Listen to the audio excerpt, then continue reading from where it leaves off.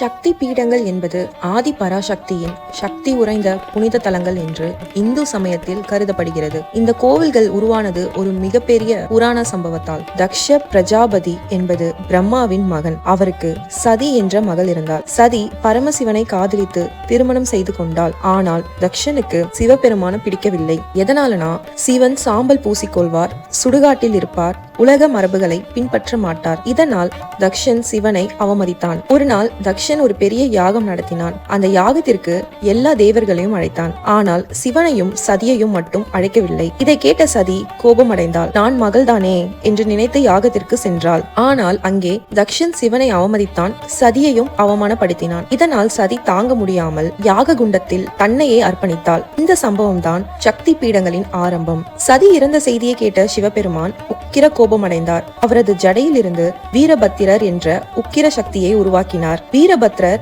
யாகத்தை அழித்தார், தேவர்களை தோற்கடித்தார், தக்ஷனின் தலையை வெட்டினார். பிறகு சிவன் சதியின் உடலை தூக்கி கொண்டு உலகமெங்கும் சுற்றினார். சிவனின் தாண்டவம் உலகத்தை அழிக்க தொடங்கியது. அப்போது மகாவிஷ்ணு சுதர்சன சக்கரத்தை பயன்படுத்தி சதியின் உடலை பல துண்டுகளாக வெட்டினார். இந்த உடல் பாகங்கள் விழுந்த இடங்களே சக்தி பீடங்கள் என்று அழைக்கப்படுகின்றன. புராணங்கள் படி 4 ஆதிசக்தி பீடங்கள், 18 மகாசக்தி பீடங்கள், 51 சக்தி பீடங்கள், சில மரபுகளில் 64 வரை என்று கூறப்படுகிறது. அவை இந்தியா மட்டுமல்ல, நேபாளம், பாகிஸ்தான், இலங்கை, வங்கதேசம், திபெத் போன்ற இடங்களிலும் உள்ளன. சதியின் உடல் பாகங்கள் விழுந்த முக்கியமான 18 சக்தி பீடங்கள் எங்கே இருக்கு, அதோட சிறப்பு என்னன்னு பார்க்கலாம். காமக்யா டெம்பிள், சதியின் யோனி கருப்பை விழுந்ததாக நம்பப்படும் பகுதி. இந்தியாவின் மிக பழமையான தந்திர சக்தி தலங்களில் ஒன்று. காமரூபா ரச்சிய காலத்திலேயே புகழ் பெற்றது. இங்கு சிலை இல்லை, ஒரு இயற்கை குகை மற்றும் நீரூற்றுதான் தெய்வமாக வழிபடுகிறது. வருடத்திற்கு ஒரு முறை நீர் சிவப்பாக மாறும் நிகழ்வு நடக்கிறது. தேவியின் மாதவிடாய் சக்தி என பலர் நம்புகின்றனர். ஜுவாலாஜி டெம்பிள், விழுந்த பகுதி சதியின் நாக்கு. இந்த கோவிலில் நூற்றாண்டுகளாக அணையாத தீ எரிகிறது. எண்ணெய் இல்லை, திரி இல்லை, ஆனாலும் தீ எரிகிறது. முகலாயர் மன்னர் அக்பர் கூட இந்த அதிசயத்தை பார்த்ததாக கதைகள் உள்ளன. காளிகட் காளி டெம்பிள், விழுந்த பகுதி வலது கால் விரல். காளி வழிபாட்டின் மிகப்பெரிய மையங்களில் ஒன்று. இங்கு வேண்டுதல் வைத்தால் விரைவில் நிறைவேறும் என்று பலர் நம்புகின்றனர். இங்லாஜ் மாதா டெம்பிள், விழுந்த பகுதி தலை. மிக பழமையான சக்தி பீடங்களில் ஒன்று. பாலைவன மலைகளுக்குள் இருக்கும் குகை கோவில். இந்துக்கள் மட்டுமல்ல, சில முஸ்லிம்களும் இதை புனிதமாக கருதுகிறார்கள். பகுலா சக்தி பீடம், விழுந்த பகுதி இடது கை. பகுலா தேவி வடிவில் சக்தி அருள்கிறாள். இது கிராமப்புற சக்தி வழிபாட்டின் முக்கிய மையமாக இருக்கிறது. மன்சா தேவி டெம்பிள், விழுந்த பகுதி வலது கை என சில மரபுகள் கூறுகின்றன.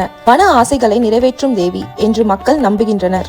அம்பஜி டெம்பிள், விழுந்த பகுதி இதயம். இங்கு சிலை இல்லை, ஸ்ரீயேந்திரம் தான் முக்கிய வழிபாட்டு வடிவம். நைனா தேவி டெம்பிள், விழுந்த பகுதி கண்கள். மலையின் மேல் இருக்கும் சக்தி தலம். நைனா என்ற சொல் கண்களை குறிக்கிறது. விசாலாட்சி டெம்பிள், விழுந்த பகுதி காதணி. காசி நகரின் மிக முக்கிய சக்தி தலம். கிரீடேஸ்வரி டெம்பிள், விழுந்த பகுதி கிரீடம். ஸ்ரீசைலம் டெம்பிள், விழுந்த பகுதி கழுத்து. இது ஜோதிர்லிங்கம் சக்தி பீடம் இரண்டுமாக கருதப்படுகிறது.